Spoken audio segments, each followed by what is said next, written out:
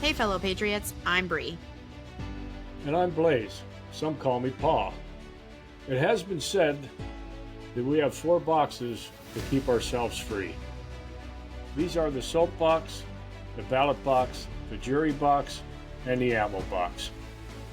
And we are the 4th box. We are here to arm you with enough information, resources, and skills to take back your freedom, increase your self-sufficiency, and inspire you to join in the fight against tyranny.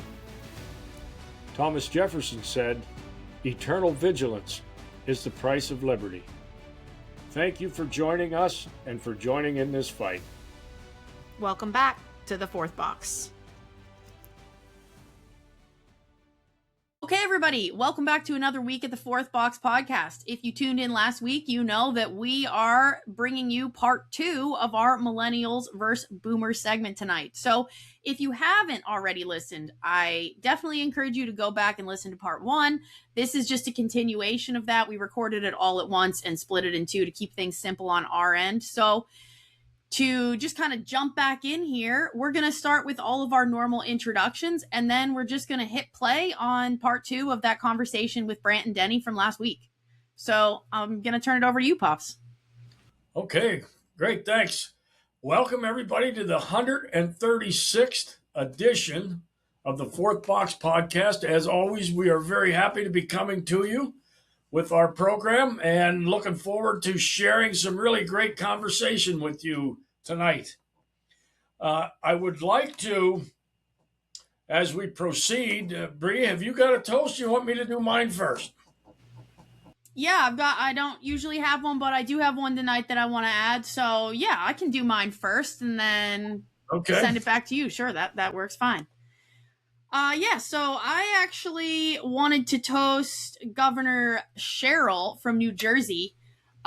She just recently signed into law Fair Price Protection Act, and it bans surveillance pricing. So for those of you who haven't heard of this yet, this is a real thing. If you've ever been into a grocery store and you see the little price tag and it looks like a screen, that means that price actually changes based on who's in front of it. So a lot of people thought this was a conspiracy, as people often do, until somebody comes along and says, nope, we're not doing that in our state. And this is actually the 3rd state where we're seeing this happen. So there's only 2 others so far. Maryland was first, then Connecticut, and now New Jersey. So this was just recently signed. And basically this is a system it's not implemented in every grocery store or just box store, any store in general yet, but it has been kind of a slow rollout. I think in bigger cities, they're seeing a lot of it. And it changes if you're browsing online as well. And I think that's a little bit more easy to control. But what we have to understand about this surveillance pricing is that means that all of this data about you as a consumer already exists. And it is able to be used by your local grocery store, your local Walmart. So if you don't think the government and the powers that be have the same information, I don't know what to tell you, but this is where we're at in the surveillance state. This is a very real thing, and that's why we're seeing governors around the country slowly start to ban it. So I just wanted to do a quick cheers to Governor Cheryl for this one, because I just can't even believe this exists, and I hope that other states catch on to this too. Yeah, no doubt. 3 cheers for the governor over in New Jersey, and Connecticut and Maryland, of all places, pretty solidly blue states that are standing up. And we don't care what color you are. If you're standing up for personal liberty, we are all in favor. So my toast tonight, and I'm having a little Irish whiskey as we gather at the virtual Buckman Tavern, one of our favorite places, and it is the place that patriots gather.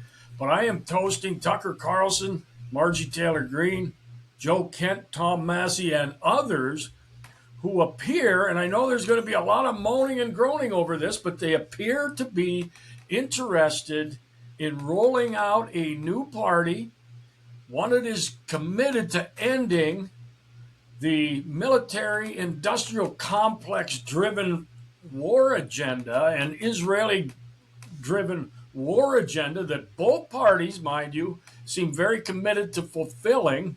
And anybody who is offering to put any effort into breaking the stranglehold that the two-party system has over the electorate of this country by the theater that they present as if there is some difference. I am saluting that.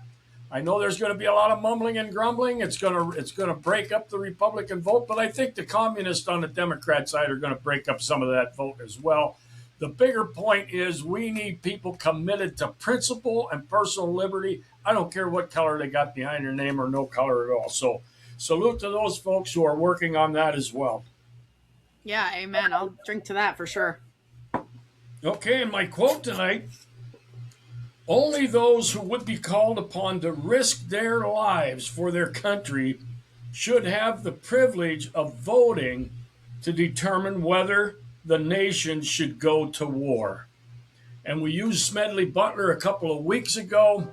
He was the most highly decorated Marine out of World War I at the time of his death and long after, long military career. And he recognized that wars are generally bankers' wars, and they are started and created and manifested for the purpose of enriching the few and taking from the many. And it's not those people who are becoming enriched whose sons and daughters end up carrying the terrific injuries, loss from war. So, as we continue to hear the war drums pounding and bigger things supposedly happening, that was my quote for tonight. Yeah, right on. Moment in history, and this dates from August 22nd, 1776. British troops land on Long Island. General William Howe landed 8,000 troops at Gravesend Bay, Long Island, and advanced inland. General George Washington countered by deploying 6 additional regiments on Brooklyn Heights, while General William Heath in northern Manhattan made preparations to march south. So you can see the war, even though the Declaration of Independence was signed, that only further caused the Brits to push harder to try and quell the rebellion over here. So things are really starting to roll as we go through this year. And that was some of the action that was taking place 250 years ago in the middle part of August. Yep. Great. Awesome. Great share. Alrighty, everybody. So we're going to go ahead and press play on part 2 here for you. Now, keep in mind, obviously, this is airing on Thursday, August 13th. And it would have been recorded on August 3rd. That's 10 days. So that's a long time with, the way the news cycle comes and goes, ebbs and flows. A lot of changes could have happened between the time that we recorded it and the time that you're hearing it. So if that's the case, I apologize, but I'm sure our opinions still stand. So alrighty, everybody, enjoy the episode, and we'll see you next week. All right, cool. So we touched on this quite a bit in this last question. The Iran war seems to have had a bit of a quieter few days, with Trump apparently attempting to take a more diplomatic approach, though Iran is saying that there are no peace talks in the works. So, all that said, it feels like we've been stuck in this constant cycle of escalation, retaliation, peace deal, escalation, retaliation, another peace deal for months. So, where do you think this is going, and do you think that your generation shares your view? I think it's going to continue. I think it's going to continue the way it's been going. I can't believe finally Iran has taken a stance. Well, we can't believe anything that comes out of the White House. They're not trustworthy at all. They don't.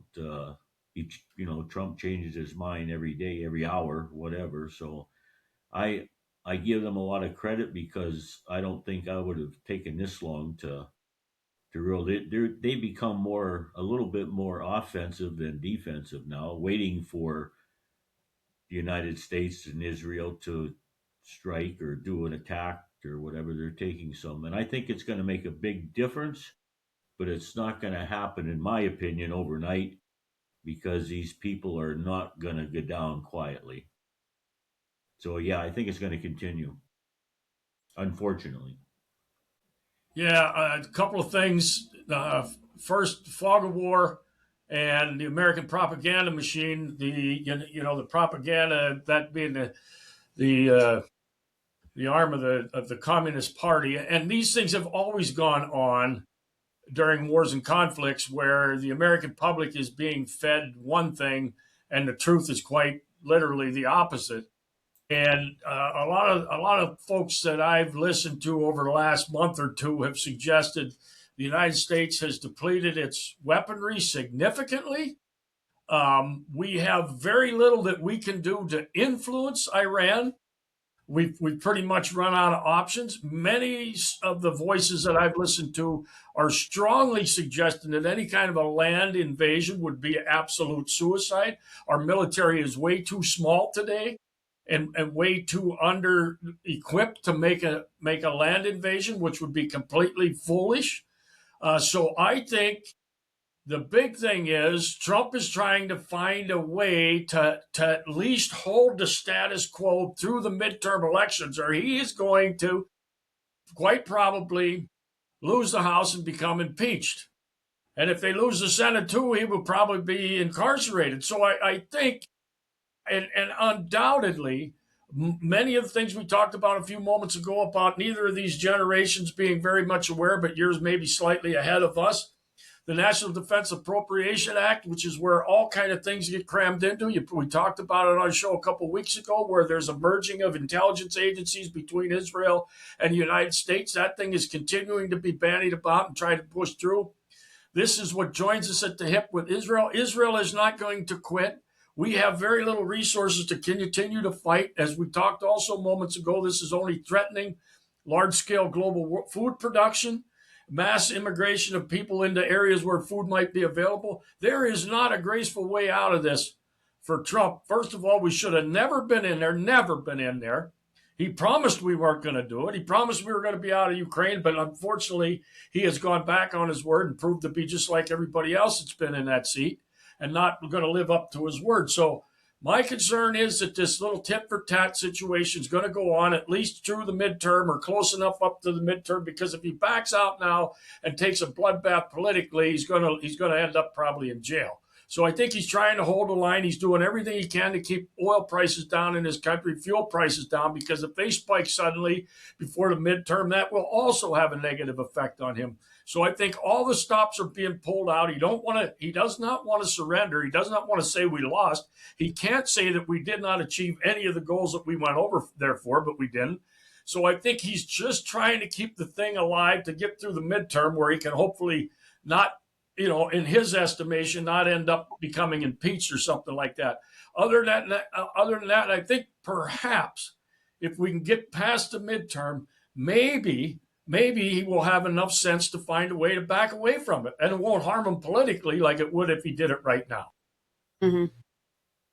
Yeah. Brant, you want to start this one? Yeah, honestly, I agree very strongly with that, what Dad said. I think it's just a matter of endurance at this point. I mean, he can't turn tail and run.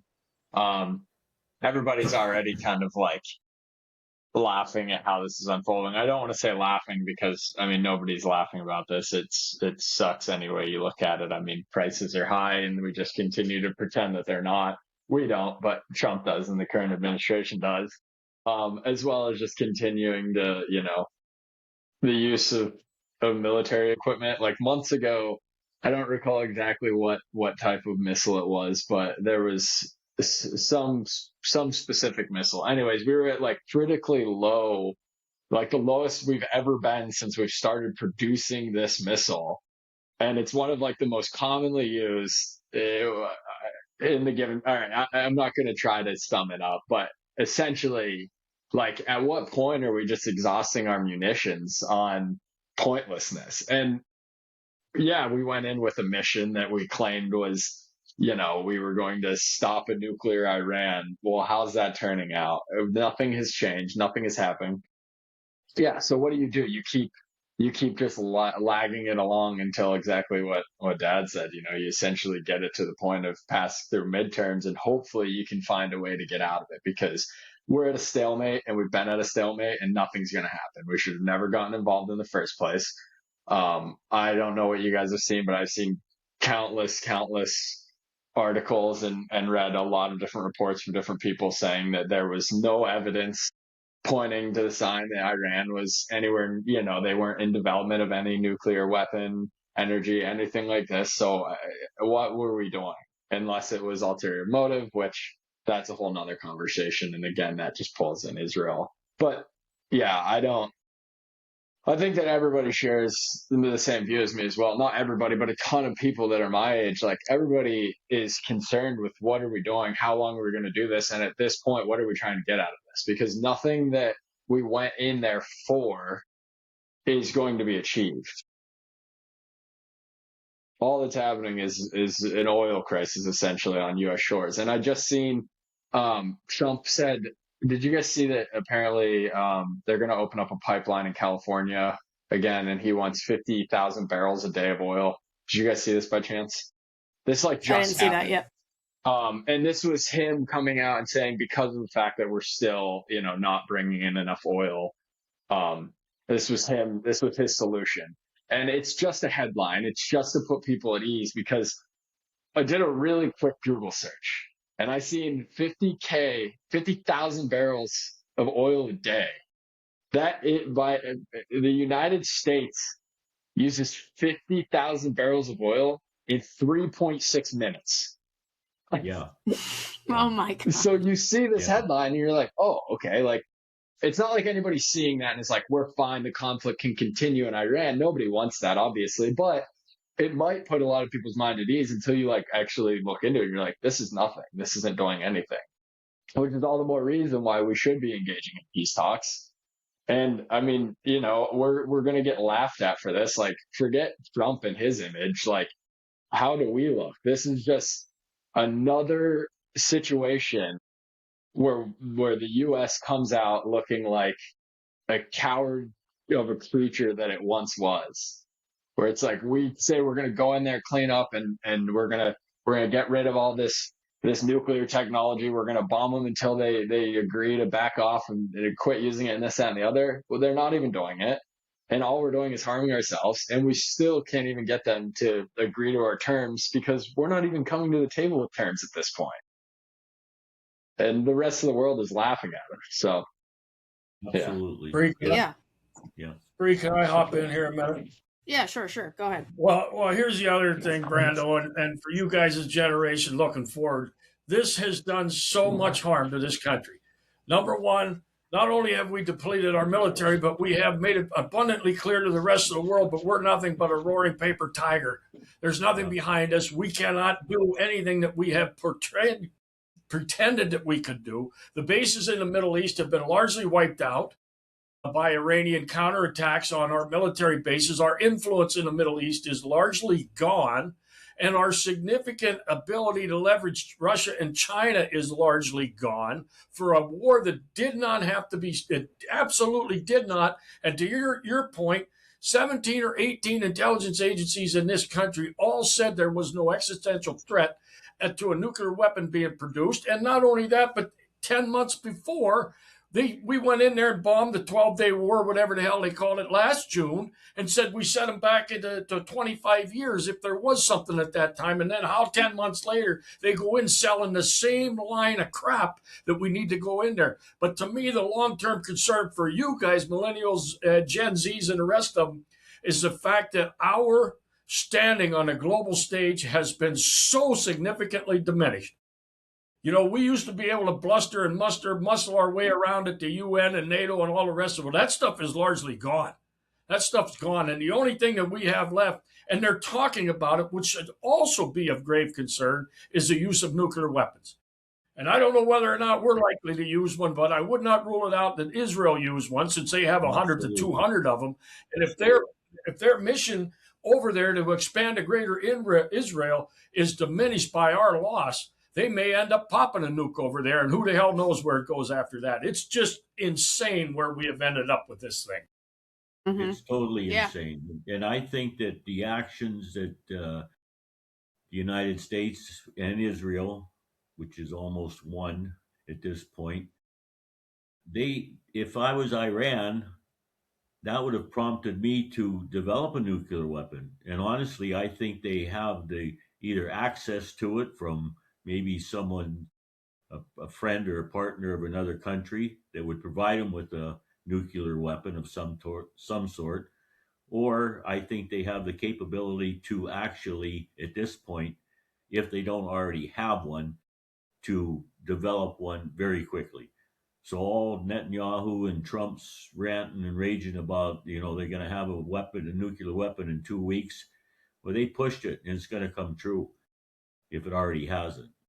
And I think going back a little bit, talking about the different age groups, something in my mind that would trigger the millennials or the younger generation to absolutely rise up would be if this continues and the United States says, all right, we're going to implement the draft system, draft these kids and send them overseas to fight. I think that would be a huge turning point. I think that would bring a lot of people out to the streets, which it should.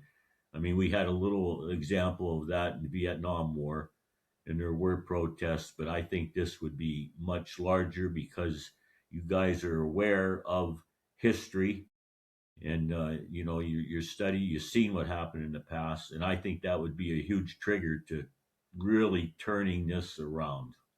I don't want to see it happen, but if it does, I think that that's when the shit's going to hit the fan. Excellent point, Danny. And not only that, but to go all the way back to the first question of the night, with the young guys and young folks' ability to communicate, such as they were, the protests that would rightfully come out of any kind of a draft or forced entry into the military, the voices would be able to communicate much more rapidly, unless they shut the whole system down. Folks would be able to organize protest against that kind of thing. And a ground invasion from almost any sane voice you listen to seems absolutely ludicrous, but that's the kind of moves we're making right now. So who the hell knows what's going to happen? Yeah. Well, if I can jump in just for a second, I was going to say you still have to go for this one. I know, and I've had so many thoughts swirling through my head as you all were talking, and I'm not even sure what is still in there, but. Lots of things. Denny, 100% about the draft. But what I'd like to go off of with that point, which is absolutely true, is that, Brant and Dad, you guys both kind of spoke about how embarrassing we have become as a country on the world scale. I think the bigger issue with all of this that hasn't been said, but I think we all know, is that with this generation, the younger generation and below us, the embarrassment is from within. I've never seen in my lifetime a more anti-American group of Americans than right now. We are not proud. Our generation and below, like speaking as a group here, are not proud to be Americans. We're not proud to be a part of any of this. This does not bring us joy. When this whole Israel, let's look at this separately, two separate things here. The Israel-Gaza thing first happened. It felt very polarized. Who was pro-Palestine and who was pro-Israel? Israel's our greatest ally. Palestine, what are these pro-Palestinian protests about? What's going on here? That felt very left, very woke. But it wasn't, and it slowly trickled into everyone. It wasn't woke to be pro-Palestine after very long, when you realized it was a complete decimation of human life for no reason other than Israel being on its pedestal. And now that same mindset is what's causing this ongoing issue in Iran. And to have people in this country be ashamed of what's going on in our country, that is so detrimental to the longevity of this country. We can't have the people who live here hate it if we want it to succeed. But because of our ties to Israel, because of our action in Iran, that's the state of things. And I think that is a very, very serious threat. And even that could have been orchestrated, but nevertheless, it was bound to happen, because I'm not proud of what I see happening there. I know that. And I think I speak for almost everyone my age. We do not take pride in what we're doing.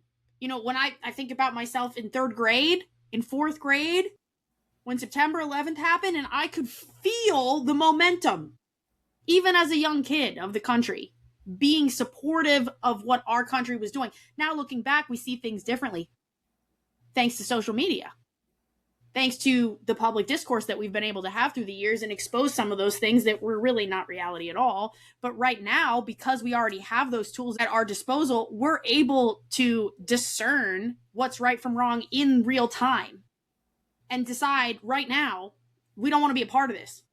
And we're tied to it because this is the country that we lived in. And I think it's really a dangerous place to be in when the people who are in this place are not proud of it.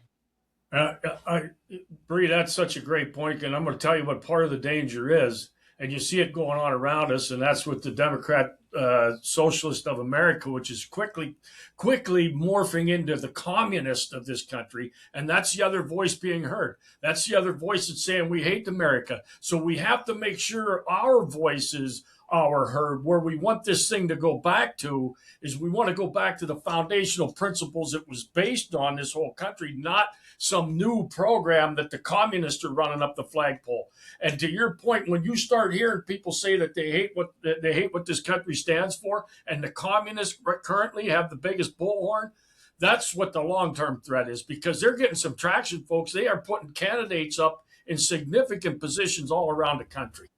Yeah. Yeah.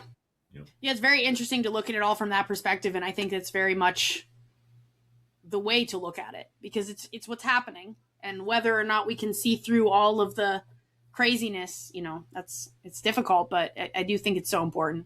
Brant or Denny, do you guys have anything to throw in before we move on? I just would like to say that something that really bothers me, and it's even in social media platforms that I'm sure we all probably watch or are very similar. The fact when they talk now about, well, Iran's going to bomb this place, or the United States and Israel is going to bomb this place, it's almost like that's the norm now. And what comes to my mind, there are going to be casualties. There's going to be people killed. And it's almost like they have a program now. Well, that's okay. If it's only a dozen or if it's only a handful of people, that's okay. And it's not okay. And it's just becoming too off the cuff or too normalized or nonchalantly spoken about. And I can't believe we got into that point. Yeah. 100%. Yeah, agreed. Yep. Brant, did you have one last comment before we move on? I was gonna say I was just gonna agree with you about the younger generation being like very anti-American. It's very bizarre. It feels very fake. It's really weird. Like, and just for an example, like I've seen videos, and sure, it's a video, so you always have to assume that like stuff's been clipped, and the majority of what's happening is not what you're seeing in the video. But it was just a video of these guys like running around a beach with an American flag, and they were just like chanting. And like they were getting like people were like actively like getting up and being like, what the hell are you doing? Like, what is this supposed to be? And they're like, we're just a couple of guys chanting America. We're just like proud of our country. And they were like, get that shit out of here. Like they were all like mad about it. And again, it's a video, so I'm sure it's taken out of context, but I do think it is like a pretty decent example of like, I mean, there are a lot of people out there that's like, if you're just flying an American flag or you're genuinely like proud to be an American, like it's kind of looked at now. I feel like this is really weird, but I feel like the younger generation kind of looks at it as like, oh, that's so cheesy. Like, why would you want to do that? And it's like, you should, obviously, I don't need to say this, but like, you should absolutely be prideful. The younger generation should be prideful. Everybody should be. But yeah, something about this newer generation is not very pro-American. It's very bizarre. Yeah. Yeah. All right. So let's move on from that one. I want you to answer this question in a way that is not necessarily your personal opinion, but what you think your generation feels. What country poses the biggest challenge or threat to the United States today?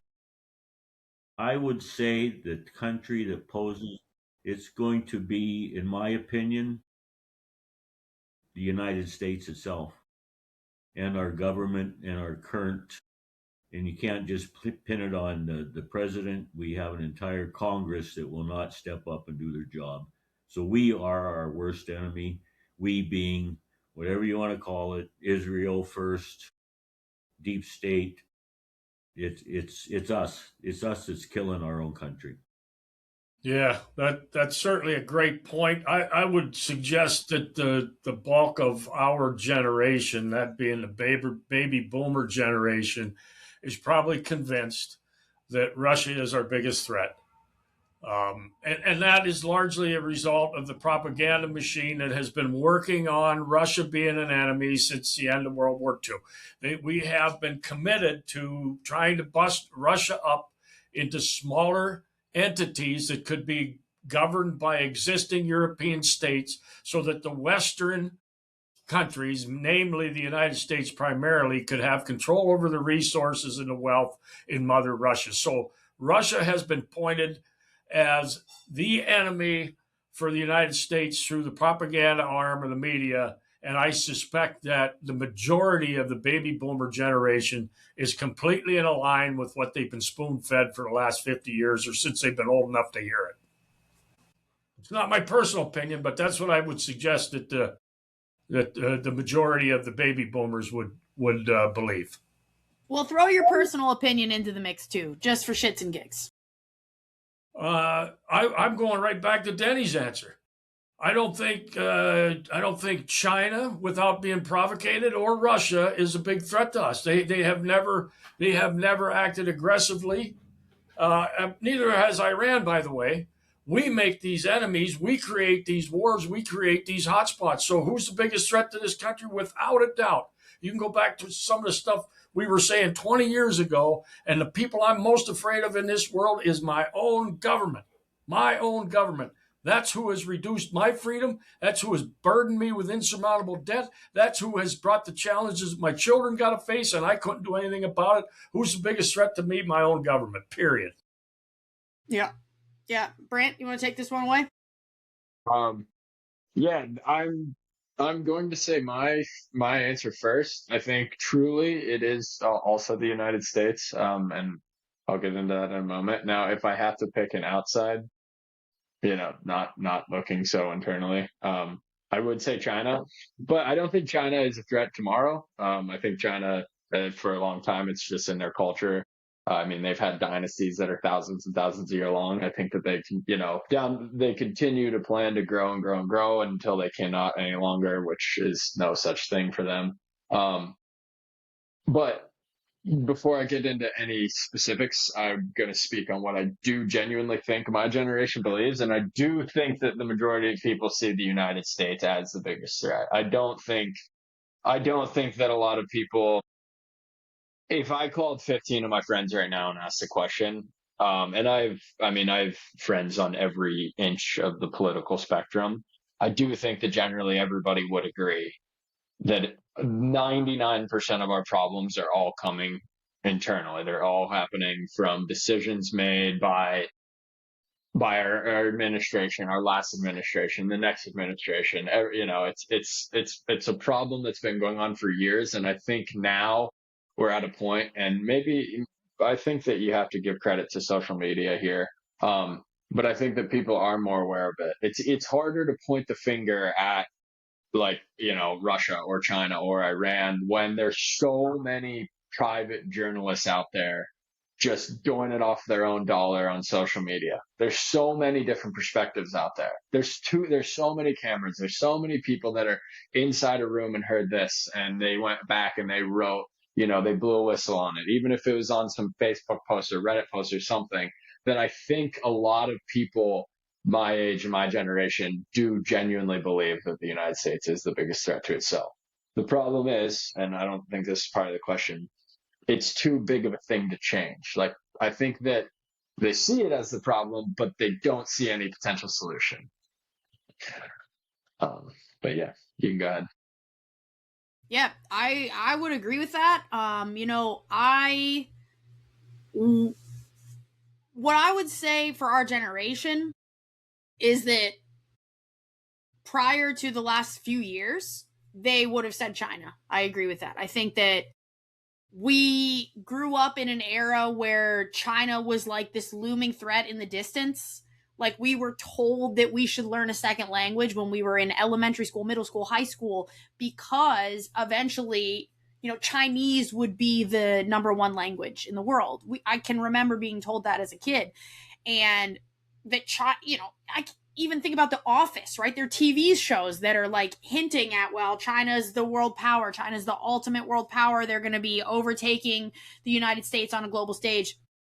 I can remember seeing that for so long.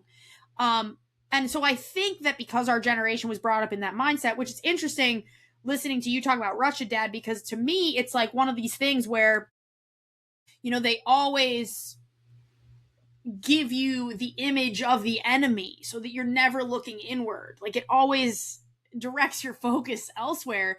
And for us, they decided that was China. But I think within the last couple of years, I genuinely would say that most people in my generation would say Israel. I think there's so much chatter about it on social media. There's so much discussion back and forth about Israel's involvement in the United States. So yes, my opinion would also be our own government.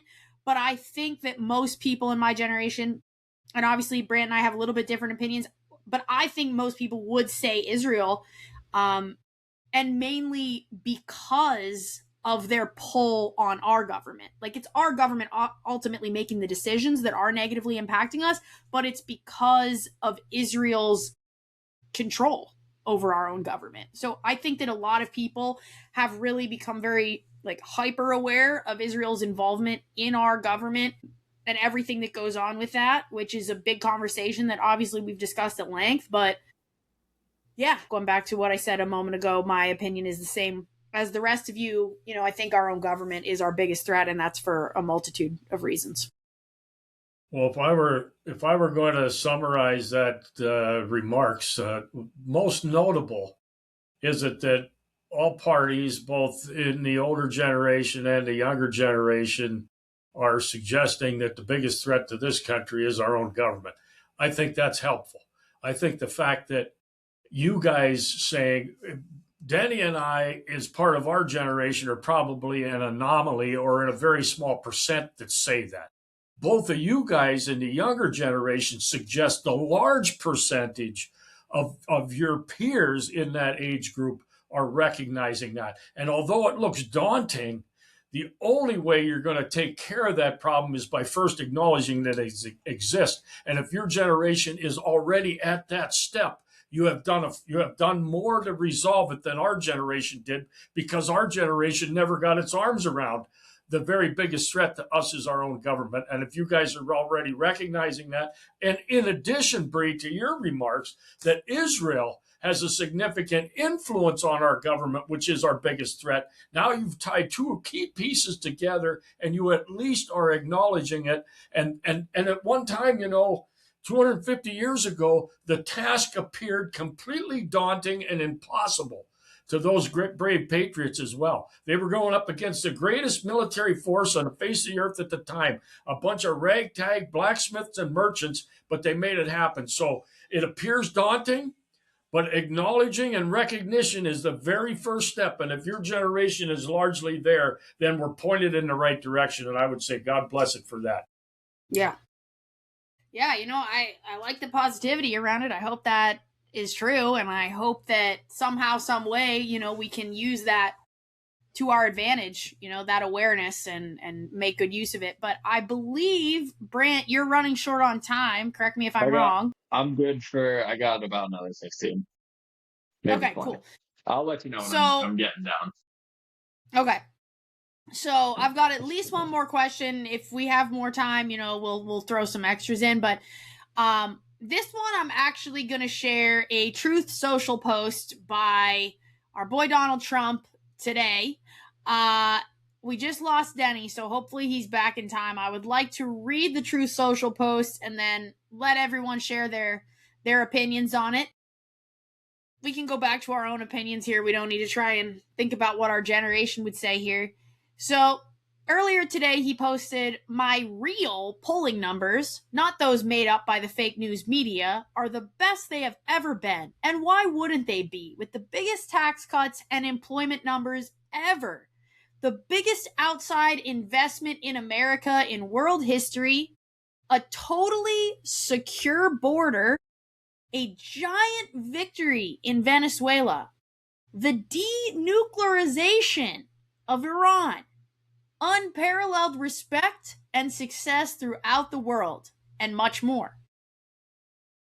What are our opinions on this post?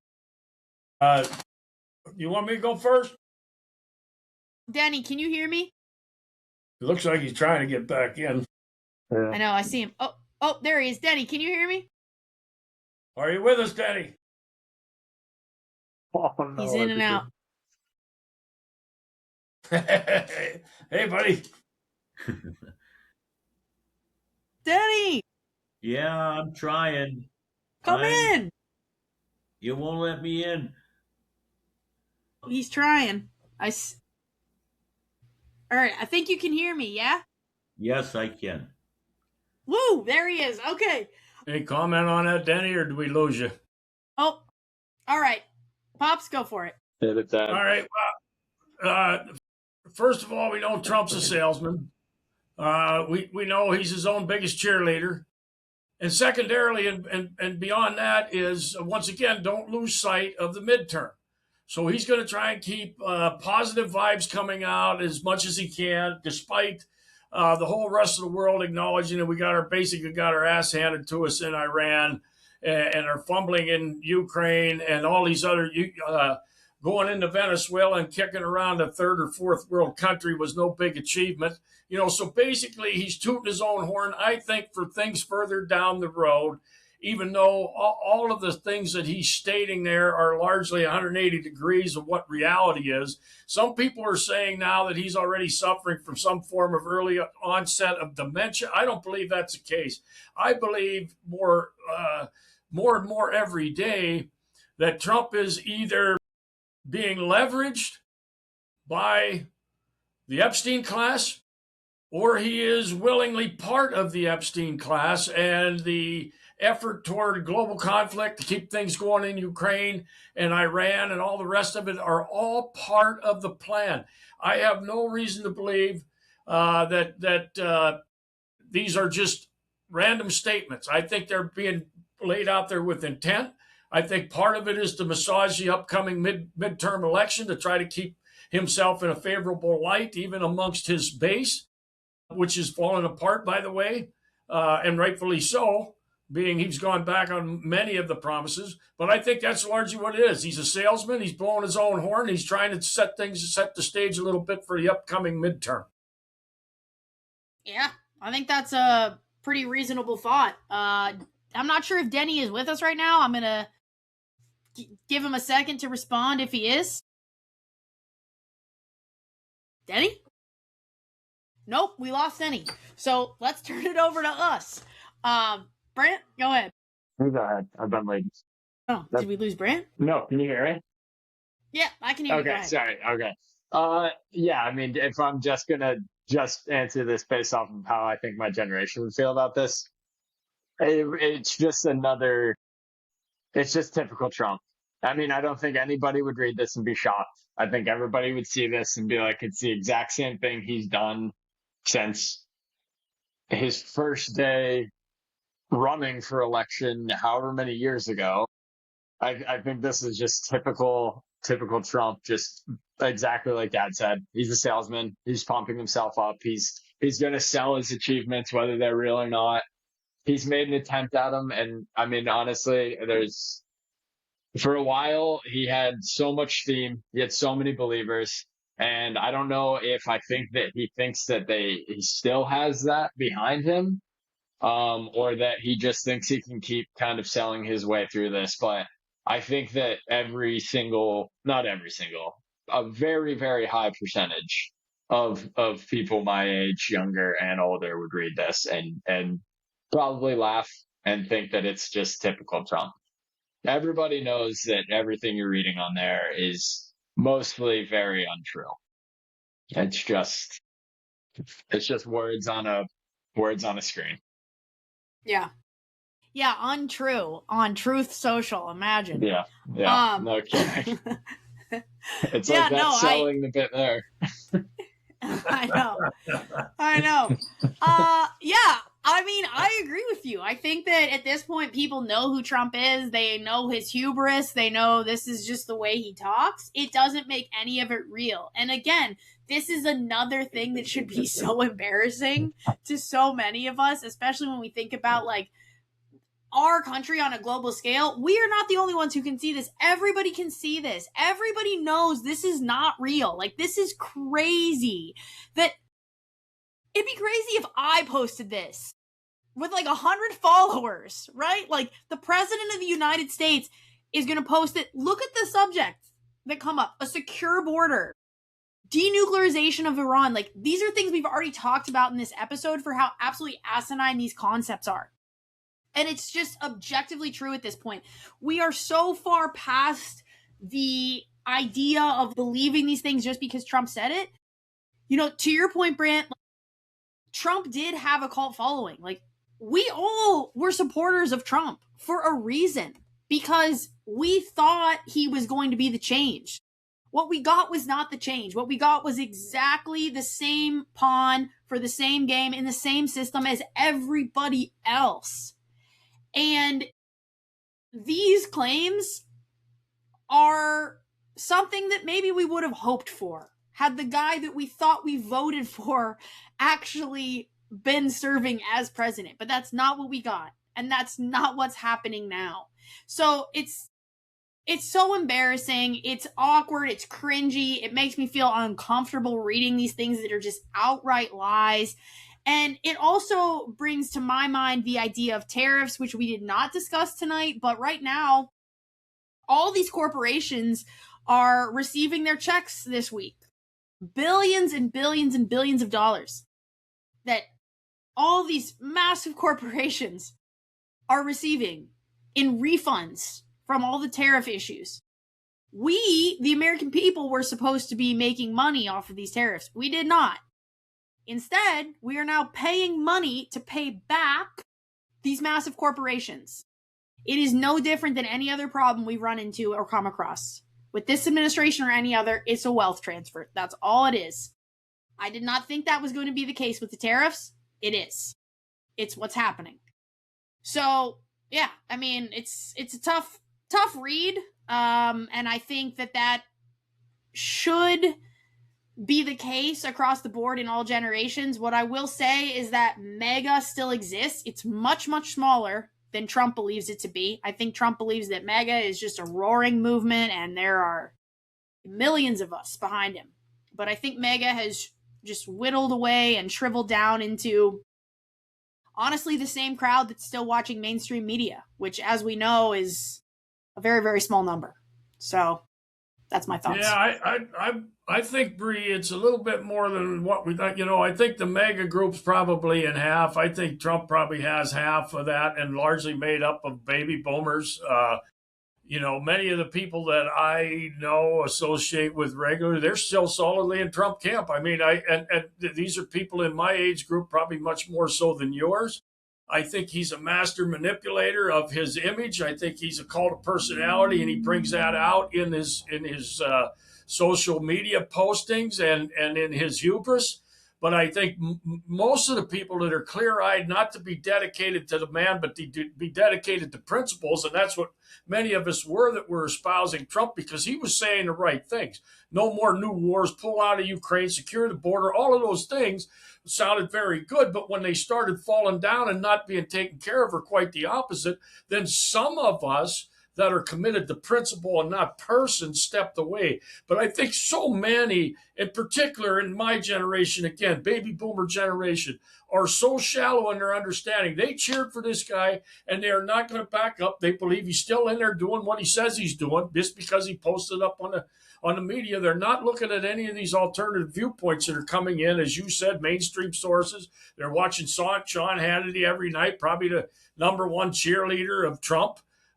that's where they're getting their viewpoint from. So I think that number is probably a little bit bigger, and you guys probably in your peer group don't see it. But I think there is a significant part of the baby boomer generation that were Trump supporters that largely still are. And I think he's trying to shore that up going into the midterm. I still will not lose sight of that midterm having a big influence on all activities going on right now. Yeah, I think that's important. That's a good insight.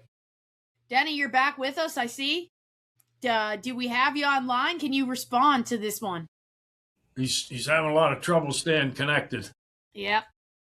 Like I did last week. I know. The tech issues around here, my gosh. Oh, all right. So no response from Denny on this one. He's had some technical difficulties. We keep running into those here at the Fourth Box. Like we said, we're not the tech experts. We're just going to come on here week after week, share our opinions, but we're not the tech guys. So sorry about that. And sorry, Denny. We'll have to get back with him on that one. But I think we kind of wrapped it up. Yeah, the only thing I would like to say is I think this was a lot of fun. I think there was a lot of value getting perspective from, from the various age. And I think there were some really good points that were brought up. I'd like to suggest, as we have in the past, we do it again. And it was kind of a ricochet round, to go back to one of the things that we did talk about, but we just had two peer groups weighing in. So it was just a modification of the previous ricochet round that we had. So I think this was good. And I think we ought to try it again, get some more topics. Maybe we can get Denny in a better position so he can hang with us, because it was a little foggy the way his voice sounded to me. But I really thought it was a great session, and it went by really quick. Yeah, it did. It was a lot of fun. We'll try and do this again with maybe a few more faces and a new set of questions. And yeah, Brant, thanks for joining us. And thank you to Denny, who is not here to wrap it up. But thank you to both of you guys to, get some different insights. It's always fun to just kind of hear from everybody. Well, it's always a pleasure to be on. I certainly enjoyed it as well. There was a few things that were sprinkled in there that I think we got a little bit more of a variety of an answer than I was anticipating. I liked it. It's cool. I hope I get to do this again with you guys soon. All right. Well, we love you, buddy. Enjoy. Love you guys. Enjoy the Alaska scenery. Absolutely. Yeah, we love you, buddy. I'll finish this up with a Bible verse if you want to just hang on for another 10 seconds, and then we'll be catching up with you later. Yeah, okay, absolutely. So tonight, let their lying lips be silenced, for with pride and contempt they speak arrogantly against the righteous. That's Psalm 31:18. Perfect. Thanks, Pops. Thanks, Pop. Love you guys. Thanks for having me on. Good seeing you, Brando. See you guys. Okay, everybody. So that wraps up part 2 of Millennials versus Boomers. Thanks so much for tuning in. We really enjoyed this conversation, and we'd really like to do it again, maybe with a little bit of a bigger group. So for anyone listening, if you'd like to join us, or if you know someone who might like to join us, this would be really fun to put together with a few more people and just kind of go through some new ideas. Or if you just have questions that you would like for us to answer, feel free to shoot those over. As always, you can reach us at hello@thefourthbox.com. That's hello@thefourthbox.com. We would also ask that if you haven't already, you go ahead and subscribe wherever you listen to this: Rumble, YouTube, Apple, Spotify, blah, blah, blah, blah, blah, whatever it could be out there. Go ahead and hit subscribe if you haven't already. We put a lot of work into this, and we really hope that the message is getting out there. So if you could just do a quick like, subscribe, share, of course, all those good things, it really does help us out, and we appreciate it so much. We will be back next Thursday at 6 p.m. Until then, stay vigilant.